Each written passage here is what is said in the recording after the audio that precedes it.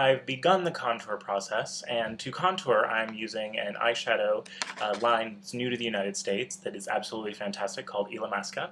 Their colors are absolutely incredible. They make a wide range of matte shadows, which is something that I particularly love, in very highly pigmented formulas. And so what I'm doing is actually using the same contouring brush that I was using before with the blue shadow and contouring along the cheeks, under the jawline, and by the forehead. My goal is to have a light-ish center of the face, but have the outer perimeter of the skin be significantly darker because of the special effect that I'm going to use later with the snowflakes. So I want to be able to see that white relief against the depth of the blue. So here I go. I'm using the 109 brush again underneath the cheekbones, and even on them a little to bring the outer half of the face deeper and shade inward. I'll also contour underneath the jawline, and we'll do more with the neck later when I actually apply airbrush to it. So I've contoured the face a little bit. I've gone underneath the cheekbones here, around the tops of the forehead, on the sides, and then underneath the jawline. And so you can see now that there's a lot more contrast to the look. I'll continue to contour with deeper colors. I'm also going to contour the nose just a little bit since it's sort of disappearing. I'm going to shade up into and under the brow line. Because again, because this is a brow-less look, for the most part, you want to definitely shape and contour the face.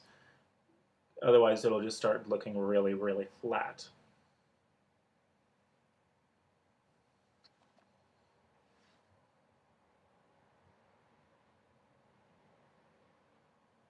Alright, so there you have it, contoured face and nose.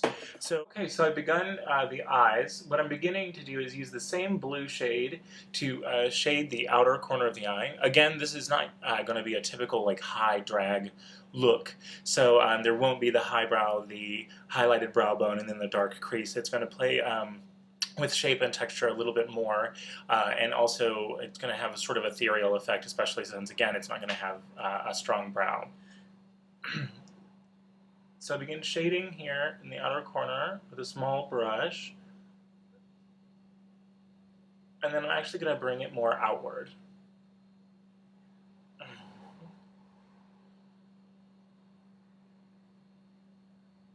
So that it's a kind of a distinctive shape, but I still want it really blended. So you can see that there. Now I'm also going to take the same shadow and shade the inner corner of the eye and meet up with where that contouring on the inner bridge of the nose is. So again, it's more of a shape and more of an implied shape than we typically see. And again, I'm going to darken that contour underneath the brow, because the depth also helps hide any texture of the brow that maybe didn't cover perfectly. So the eye look is complete. Now what I'm doing is actually preparing to finish the eye look with some eyeliner and the false lashes, which are a key component of the look. So first I need to actually prepare the false lashes. What I have here is a kind of feather lash that was left over from a couple Halloweens ago that is kind of a fawn blonde color. And what I've done with it is I've actually airbrushed it with white pigment and then laid white loose powder pigment over it to make it look as if the lash is coated in snow. Then I'm going to take my trusty MAC lash mixing medium. I'm going to rub a little bit on my finger and again go over the lash and then put more white pigment on it. And so it's going to give it this sort of clumpy, snowy, sort of snow on tree branches look, if you will. So here we are after liner, mascara, lashes on top, and the white snow lashes underneath. As you can see also with the blue Illamasqua eyeshadow, I did take the brow, the implied brow, a little bit further. It's hard for me to do a look that was completely without brows, unless it's a concept look, and I wanted a little bit more of a hint of a brow, so you can see the beginning edges in the center, and the brow actually just sort of fades and doesn't complete. So I think that gives the look just a little bit more polish. It does kind of inspire the femininity a little bit of it and takes that a little bit further. So I did want to do that little bit of brow enhancement. And so the snowflake pattern that goes on the face is actually achieved by using a hard edge and the airbrush machine. So essentially like a piece of paper or something flexible that can be moved around the face, and that way you can get the hard edge that sort of fades in. Well, here we are with the airbrush, my hard edge piece of paper, and my airbrush gun loaded in the top with white makeup. So the idea here is to create a frost-like pattern on the face coming in from the outside, which will later add the Swarovski crystals and the glitter to. So with this process, it can go horribly, horribly awry. So it's best to have practiced a couple of times and know what exactly it is you want to do before you try to do it. Because at this stage of the look is almost complete, and to mess it up, we would really not want to have to start all over again. And so what I'm going to do is take the hard edge that I've got here and place it on the cheekbone, and then I'm just going to lightly spray.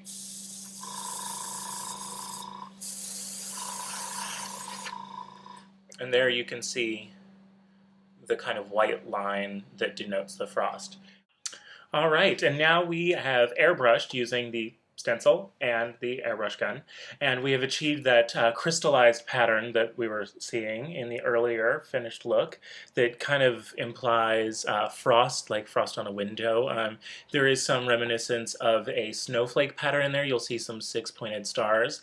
And so at this point, where we would go from here is to make sure that everything looks clean, maybe add some extra shading to make the shapes pop a little bit, shade against the white in order to make it stand out even more, and then begin laying in the Swarovski crystals and the glitter.